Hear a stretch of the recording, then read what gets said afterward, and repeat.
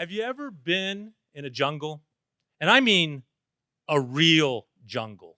The type of jungle where the canopy is so heavy that you can barely see the sky.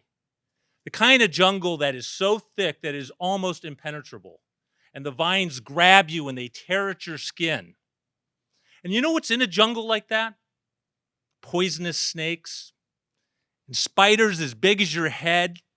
But the worst of all, at least in my view, are the leeches. Those little blood-sucking worms that silently attach themselves to you and then suck the life right out of you.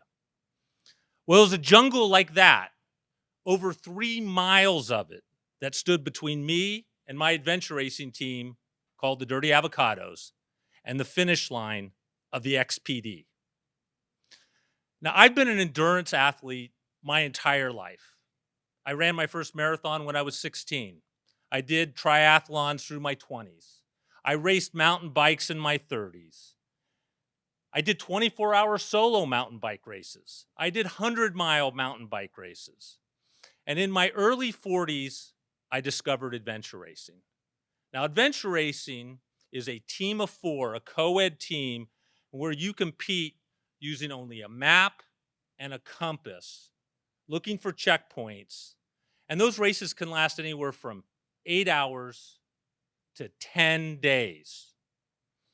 Now, the pinnacle of my racing career, over a decade of it, was the XPD.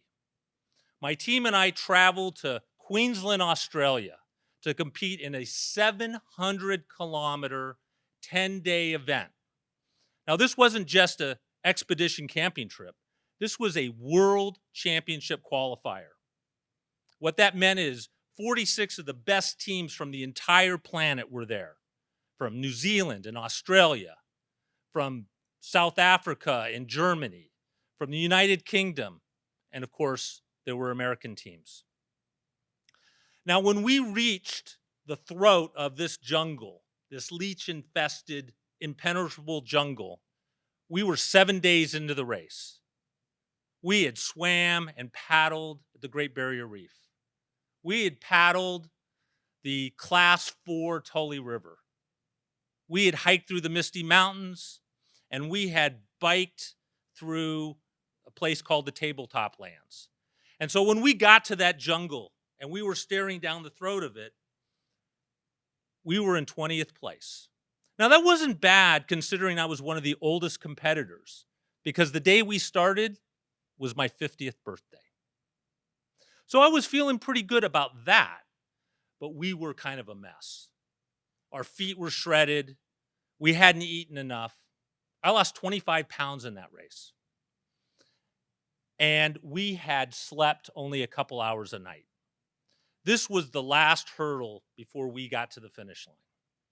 So I'm standing there looking down at this dark, dank, leech-infested jungle, and I'm looking at my map, and I'm looking at my team.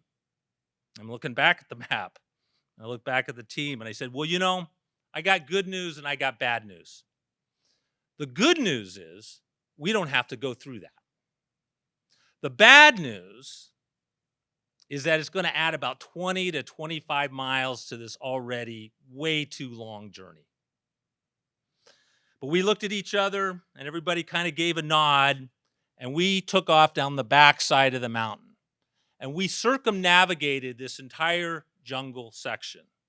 And when we staggered into Cairns, we weren't in 20th place anymore.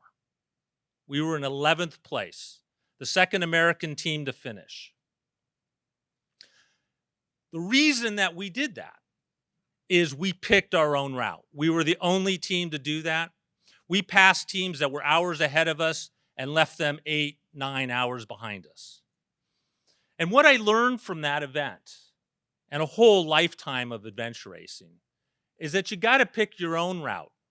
You got to choose your own journey, and you need to pick your path to greatness.